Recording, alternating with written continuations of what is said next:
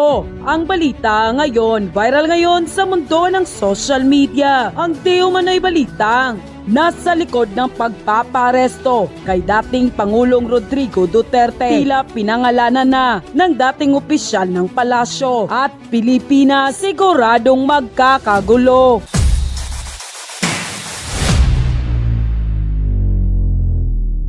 At eto na nga mga kababayan, umugong ang isang balita sa di umano'y napipintong pag-aresto kay dating Pangulong Rodrigo Duterte. At sino nga ba ang nasa likod ng pagpapaaresto sa dating Pangulo? Base sa naging pahayag ni dating Presidential Spokesperson Attorney Harry Roque na malapit na di umanong lumabas ang warrant of arrest ni dating Pangulong Rodrigo Duterte. Yun pa sa dating Presidential Spokesperson Harry Roque, mayroon aniya siyang tatlong source na mapagkakatiwalaan na pinanggalingan nito sa kanyang nakuhang impormasyon. Bagamat hindi niya pinangalanan kung sino-sino ang mga ito, ngunit ang isa nga dito ay nagtratrabaho di umano mismo sa loob ng gobyerno. Napag-alaman nga ni Attorney Harry Roque na malapit nang ilabas ang warrant of arrest laban kay dating Pangulong Rodrigo Duterte. Bagaman hindi pa malinaw kung ito ay galing sa International Criminal Court or ICC o sa Korte ng Pilipinas. Ngunit sino nga ba ang tumutulak nito? Pagpapaaresto kay dating Pangulong Rodrigo Duterte. Ayon kay Attorney Harry Roque,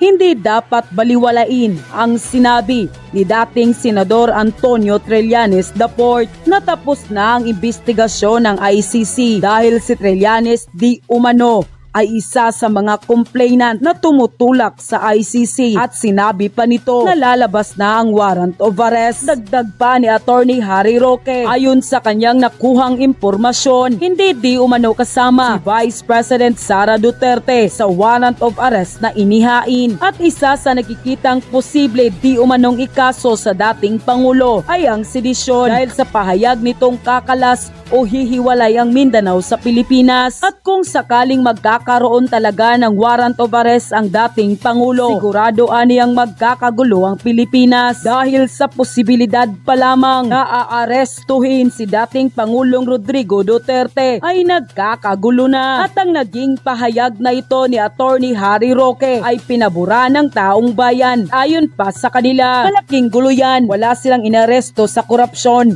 pero ipapaaresto nila ang nagsisiwalat sa korupsyon. Totoo lang, kapag nakulong si PRRD, tingin ko baka magkagulo ang Pilipinas. Real talk, napaka-sensitive ng ating gobyerno ngayon. Samantalang nung panahon ni PRRD, kung ano-ano ang sinasabi sa kanya. Sabi, only in the Philippines, the president who tried to discipline people and remove drugs and corruption in the government, the one who defended the innocent people, now the criminals and corrupt official join forces to put him to jail. So sick. Kung sino pa yung taong may ginawa at nagawa, yun pa yung mali. May sariling batas tayo sa Pinas. Bakit ICC nakikialam? Kung magkataon yan, magkakaroon talaga ng people power. Kasi marami kaming supporter ni Tatay Digong. Grabe ang Pinas. Kung sino yung presidenteng nagmalasakit sa bayan, siya pang makukulong. Lord protect our former President Duterte. Unquote. If nangyayari na yan ngayon, sigurado ako, gulo yan. And do you think mananahimik at hindi kikibo, no, ang mga diehard supporters, no, ng ating former President Rodrigo Duterte? I don't think so. Lalo na, no, 'di ba, yung mga kababayan nating naramdaman talaga, no, ang tunay na pagbabago at ang tunay na malasakit, no, galing sa ating former president. So totoo lang mga lords, sinakripisyo niya, no, ang kanyang kaluluwa, 'di ba, para sa kapakanan, seguridad at magandang future natin, no, at mga bagong generations, no, ng mga anak nyo. Kahit nasabihin yung mamamatay tao, ang daming pinatay, pero hindi naman mga inosente ang kanyang kinakalaban, 'di ba? And sino ba ang pinoprotektahan ni Tatay Digong? Bakit? 'Di ba, he goes beyond. Kahit pangalan niya ang nakataya, kahit kaluluwa niya ang nakataya, pero para saan ba yun? Para sa atin yun. Di ba? Kesa naman malulong sa droga ang ating bansa. Kesa dumami ang mga halang bituka. Kesa dumami ang mga inosenteng maaagrabyado dahil sa mga masasamang loob, dahil sa mga addict, di ba? Dahil sa mga lulong sa droga. At si Tatay Digong lang, no, ang may strong command, no? At ramdam talaga natin yung pagmamahal, malasakit dati. Sus, dati. Maglakad kagabi, madaling araw, you're so safe. Kahit mag-chat-chat ka, text-text ka sa kalsada, sa panahon ni Tatay Digong, you're safe. Sa airport, tanggal ang tanimbala. Diba? Kahit saan ka pumunta, takot ang mga abusado, lalo na yung mga abusadong empleyado ng gobyerno. Kaya gagalawin nyo si Tatay Digong? Diba? Makikita nyo talaga. Diba? Makikita nyo talaga kung papaano magkakagulo talaga sa Pilipinas pag dinampot nyo at pinakulong nyo si Tatay Digong. Tandaan nyo, si Cory nga, na wala namang ginawa sa bansa, na hindi naman naramdaman, ano bang ginawa niyang extraordinary sa bansa? Natipon niya nga ang milyon-milyong mga tao, di ba? Nauto niya nga ang mga milyon-milyon na tao. How much more si Tatay Digong na real result, di ba? And real, no? Totoo ang nararamdaman natin na malasakit niya at proteksyon niya sa ating lahat. Napakainit ng diskusyon ng posibleng pag-aresto kay Presidente PRRD dahil sa ICC. At ngayong gabi, nais kong i-discuss sa inyo ano ba yung pagkakaiba ng preliminary investigation sa ICC at ano yung pagkakaiba sa proseso ng pag-aresto sa ICC. Ito nga ay kung tutuluyan nilang arestuhin ng ating Pangulo, dating Pangulo. Well, unang-una po, no, ang preliminary investigation po sa Pilipinas is a statutory right. Ibig sabihin, may karapatan ang akusado na sumapi sa preliminary investigation. In fact, sa rules ng DOJ, kinakailangan mabigyan siya ng lahat ng complaint affidavit at lahat ng mga ebidensya ng mga nagrereklamo sa piskalya. Na pagdating po sa ICC, hindi po ganyan ang proseso. Ang proseso po ng ICC ay nakabase nga po doon sa European system na ang tawag ay inquisitorial. Tanging mga prosecutors lang po ang nangangalap ng ebidensya.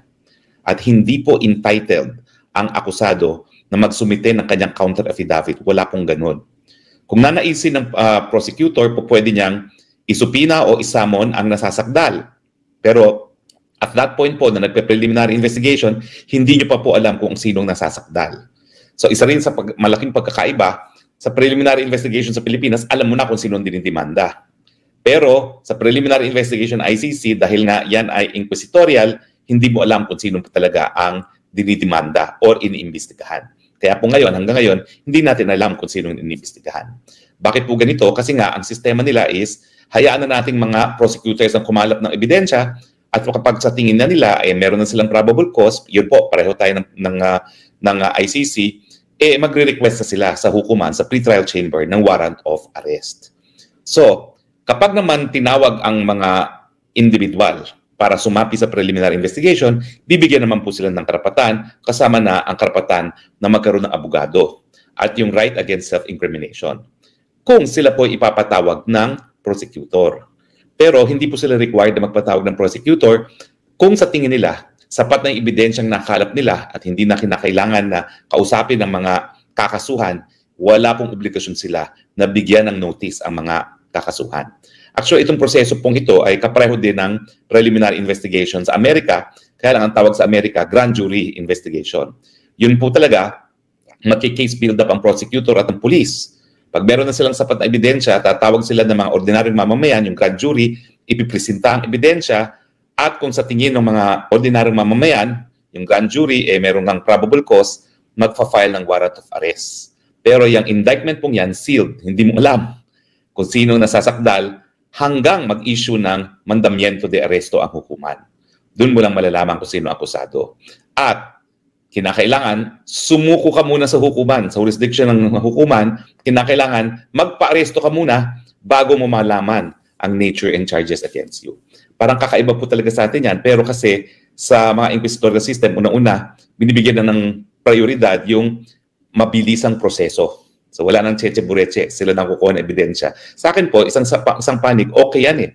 kasi mabilis na yung proseso. Pero tapos ang iniisip naman nila, wala namang posibilidad na magkakamali ang prosecutor kasi pupunta pa rin siya sa hukuman para kumuha ng warrant of arrest. At kapag hindi naman satisfied ang hukuman na may sapat na ebidensya, hindi naman sila mag-i-issue ng warrant of arrest. So yan po mga pagkakaiba sa preliminary investigation. Sa pag-aresto, ang pagkakaiba nga po, walang sariling pulis ng ICC. So kinakailangan ng kooperasyon ng Estado. Meron po tayong tinatawag na competent authority.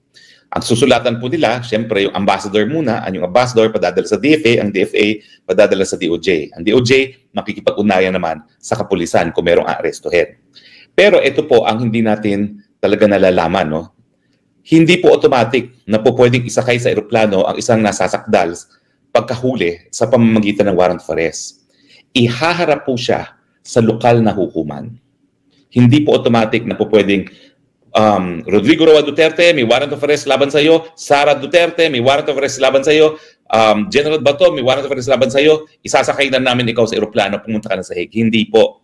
Kinakailangan dalin sa lokal na hukuman.